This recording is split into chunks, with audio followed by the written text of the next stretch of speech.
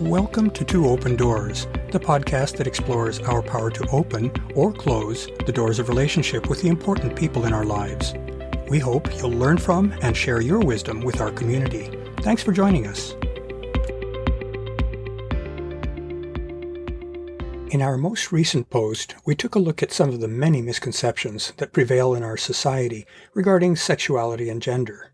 In this post, we'll examine another area of confusion and misunderstanding: information about the range of issues that can arise in the areas of sexuality and sensuality. Perhaps better understanding can offer more relief and peace of mind. Before looking at particular sexual challenges, it's good to note that it's not always easy to tell when something is broken in the domain of sexuality. There's growing realization in the medical and sexological communities that many aspects of sex and gender exist on a continuous spectrum. There's little that's black and white. As one example, in a recent post we observed that gender is not limited to a binary male or female choice. Anatomically, physiologically, and genetically, individuals can exhibit traits of both of these, potentially creating an internal conflict in such individuals regarding their gender identity. There's also a potential for mismatch between a person's physical traits and their deeply felt self-image of who they are or wish to be. In the DSM-5 Manual of Mental Disorders, that incongruence is given the label gender dysphoria. The fact that such a condition is included in a catalog of mental disorders suggests that our society, including the medical community, still attaches some stigma or brokenness to such a condition, though time may show that this is a much more normal condition than is currently realized. As another example, both men and women can become concerned that their sexual performance is not up to their personal expectations and aspirations, and that they must therefore be experiencing some sort of sexual problem. Of course, organic issues may be present. However, any such issues may also be just a consequence of the stressful lives we lead, or of our viewing our sexual expression as a sort of competition in which we expect ourselves to perform in a certain way, or both of these. Again, such individuals may be experiencing perfectly normal sexual performance, yet their expectations may lead them to believe that they're having a problem. The most common question that sexologists encounter is, am I normal? We all want to fit in. We don't want to disappoint others or ourselves. That can lead us to compare ourselves against others, or more accurately, to our perception of others. How that comparison turns out isn't a matter of an objective measurement. Rather, it depends on what yardstick we use and on how accurate a view we have of who we're comparing ourselves against. As an example, thanks in part to pornography, which is entertainment, not factual guidance, and to warped social values, that is, sexualization and objectification of others, men may find themselves inadequate due to their, in fact average, 5-inch to 6-inch erect penis length, rather than the 8-inch to 10-inch length that they aspire to. Women may make similar assessments of their breasts. It's not useful to think in terms of one's normalcy. It's far better to focus on whether our connections with others bring both partners pleasure and satisfaction. The 5th edition of the Diagnostic and Statistical Manual of Mental Disorders, or DSM-5, identifies the categories and the defining symptoms that apply to sexual disorders in both men and women. A study in the Journal of Sex Research lays out statistics regarding the incidence of occurrence of each of the DSM-5 disorders. DSM-5 breaks from prior versions of the DSM in that it adds symptom duration and severity criteria to the diagnostic process, in addition to specific symptoms. This approach significantly lowers, the previously published percentage of incidence estimates for the various sexual disorder conditions. Let's look at female sexual challenges.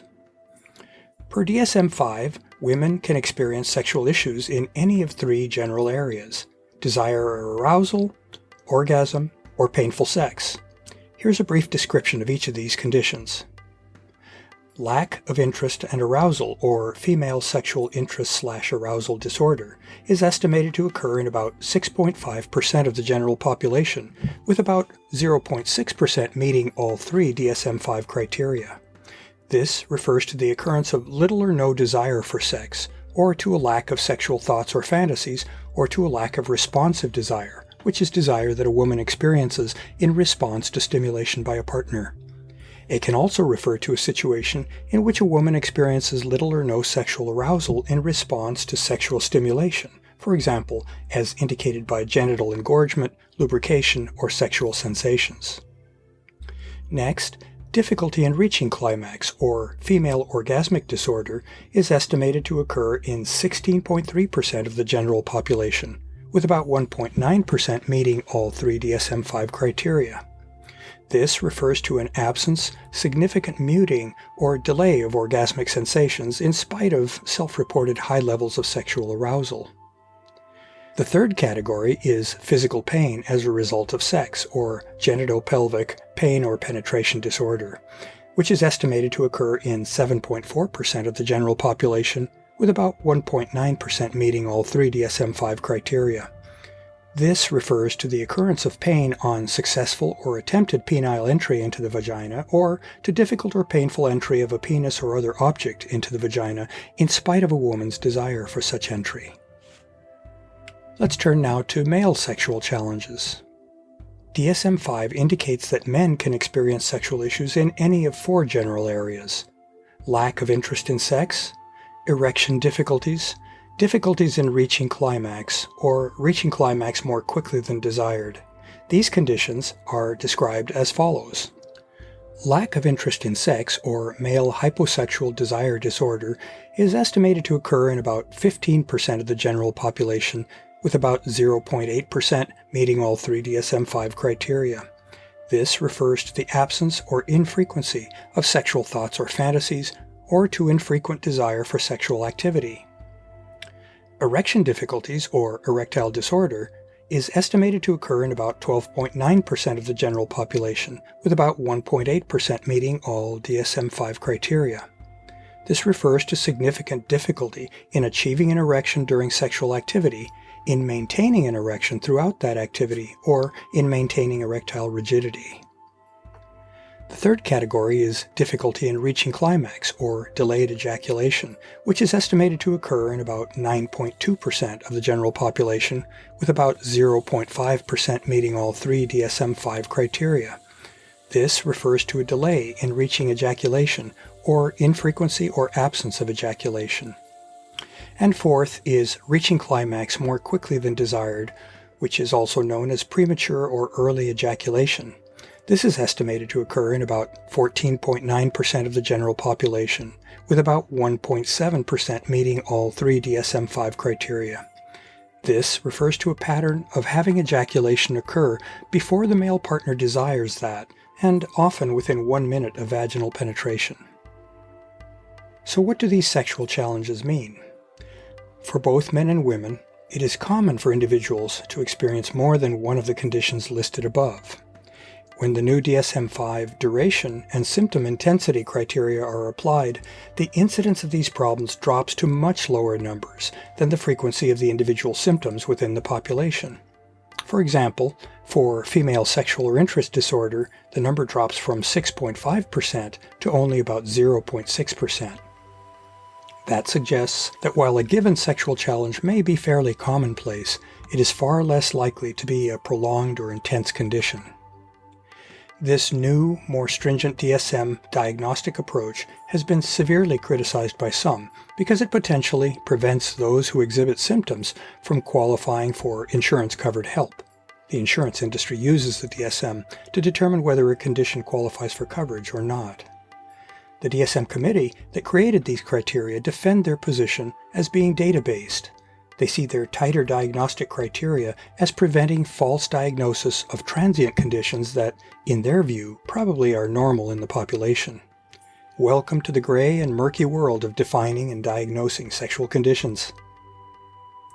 In looking back at how sexual conditions have been viewed by the medical profession in the past, we see a shift from seeing sexual problems as commonplace occurrences to a growing realization that issues with sex can be transient rather than ongoing, and that the human experience of sex varies widely.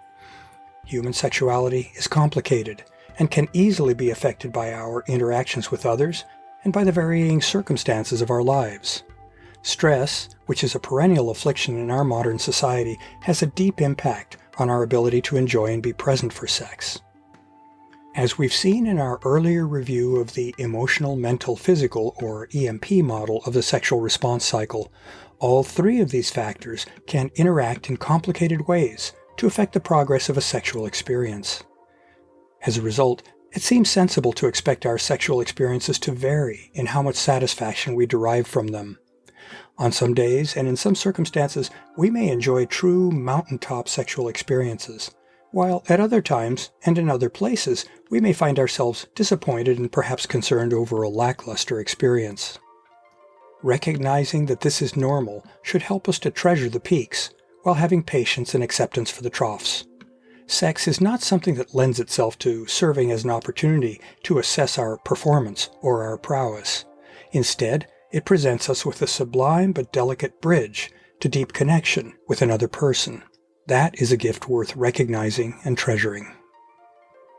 To learn more about Two Open Doors and to engage in our community, I'd like to invite you to visit the Two Open Doors website at twopendoors.com and the Two Open Doors private Facebook group. Finally, I invite you to contact me directly by writing to me at Claude, C-L-A-U-D-E, at twopendoors.com. I'd love to hear from you, and I'll use your inputs to guide my work on future blog posts and podcast episodes. Thanks for visiting Two Open Doors.